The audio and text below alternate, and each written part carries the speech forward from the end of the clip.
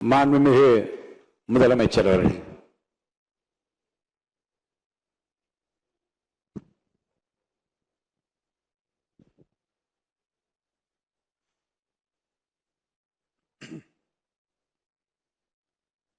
மாண்புமிகு பேரவைத் தலைவர் அவர்களே, மக்களே மக்களுக்காக மக்களால் நடத்தும் ஆட்சி மக்களாட்சி என்றார் அமெரிக்க முன்னாள் குடியரசுத் தலைவர் திரு ஆப்ரஹாம் லிங்கன். இன்றைக்கு அமைந்துள்ள மக்களாட்சி மலர்வதற்கு மக்களிடம் உள்ள பெரும் எதிர்பார்ப்பு, அவர்களுடைய எதிர்பார்ப்புகளை இப்பேரவையின் கவனத்திற்கு கொண்டு வந்து அதனை செயல்படுத்துவதற்கான திட்டங்களை, சட்டங்களை அமல்படுத்த வேண்டிய பொறுப்பு இப்பேரவைக்கு உள்ளது. அதிகமான மக்கள் அதிக நன்மைகளை இந்த ஆட்சி காலத்தில் நன்மை பெற்றுள்ளார்கள் என்கிற வகையில் நம்முடைய செயல்பாடுகள் அமைய வேண்டும். இங்கே அனைவரும் சமம்.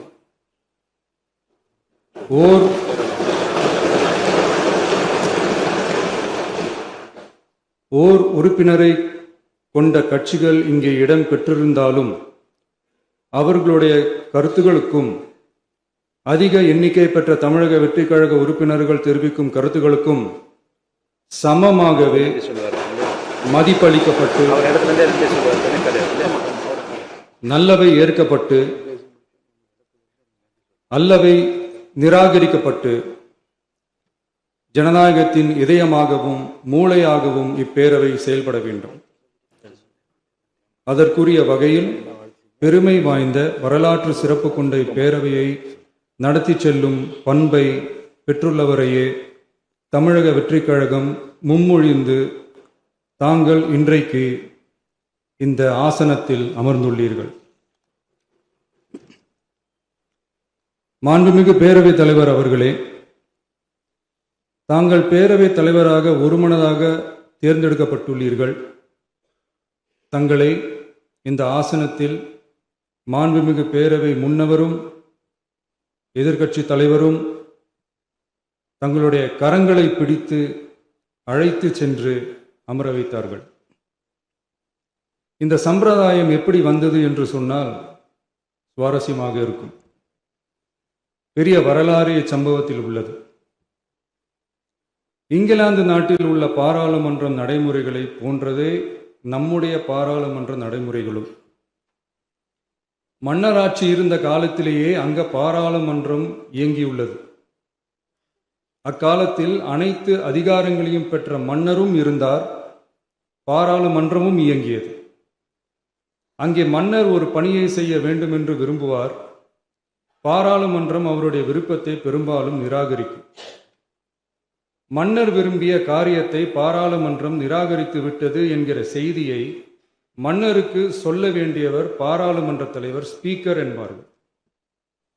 பாராளுமன்றத்தின் கருத்தை மன்னரிடம் சொல்ல வேண்டியவர் ஸ்பீக்கர்.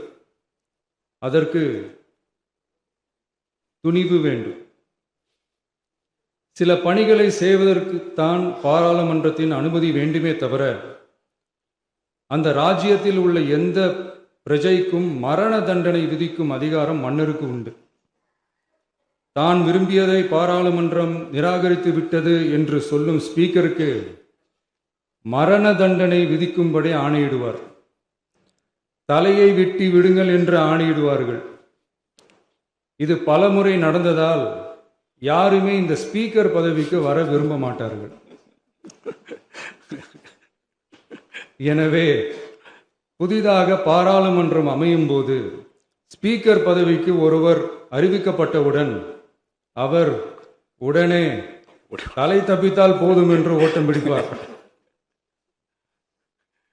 அணை முன்னவரும் எதிர்க்கட்சி தலைவரும் அவரை தடுத்து நிறுத்தி அவர் கைகளை பிடித்து இழுத்து வந்து ஆசனத்தில் அமர வைப்பார்கள். இதுதான் அந்த காலத்தில் இருந்து வந்த மரபு. ஜனநாயக முறை ஏற்பட்ட பிறகும் இம்மரபு தொடர்கிறது. நிச்சயமாக தமிழக வெற்றி கழக உறுப்பினர்கள் அனைவருமே உங்களுக்கு உதவிகரமாகவே இருப்பார்கள் என்கிற வாக்குறுதியை இந்நேரத்தில் அளிக்க விரும்புகிறேன்.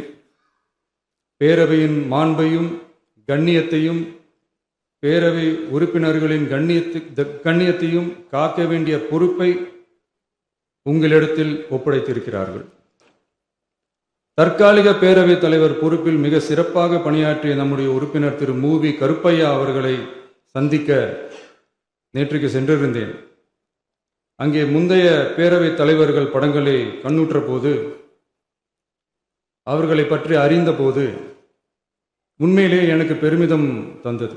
ஏனென்றால் எடுத்துக்காட்டாக விளங்கும் திரு ஜே சிவ சண்முகம் பிள்ளை, டாக்டர் யு கிருஷ்ணராவ், திரு எஸ் செல்லப்பாண்டியன் அவர்களுடைய வரிசையில் மிக சரியான ஒருவரையே நாம் முன்மொழிந்துள்ளோம் என பெருமை அடைந்தேன். அதே போன்றுதான் நம்முடைய பேரவை துணைத் தலைவர் அவர்களும் நீங்கள் இருவருமே மிக சாதாரண குடும்பத்தில் பிறந்து மக்கள் பணியாற்ற வேண்டும் என்கிற அவாவில் செயல்பட்டு வந்தவர்கள். குணம் நாடி குற்றமும் நாடி அவற்றுள் மிகை நாடி மிக்க கொளல் எனும் வள்ளுவரின் வாய்மொழிக்கேற்ப சட்டமன்ற நடவடிக்கைகள் சீராக செம்மையாக அமைதியாக நடைபெறும் வகையிலும் சட்டமன்ற ஜனநாயக பண்புகள் நெறிமுறைகள் பேணி பாதுகாக்கப்படும் வகையிலும் இந்த அவைக்கு பேரவைத் தலைவரும் பேரவை துணைத் தலைவரும் பெருமை சேர்ப்பீர்கள் எனும் நம்பிக்கை எனக்கு உண்டு. அரசியலுக்கு அப்பாற்பட்டு மனிதர்களை மதிக்கும் நல்ல பண்புகள் நிலைநாட்டப்பட வேண்டும். தமிழ் பண்பாடு போற்றப்பட வேண்டும்.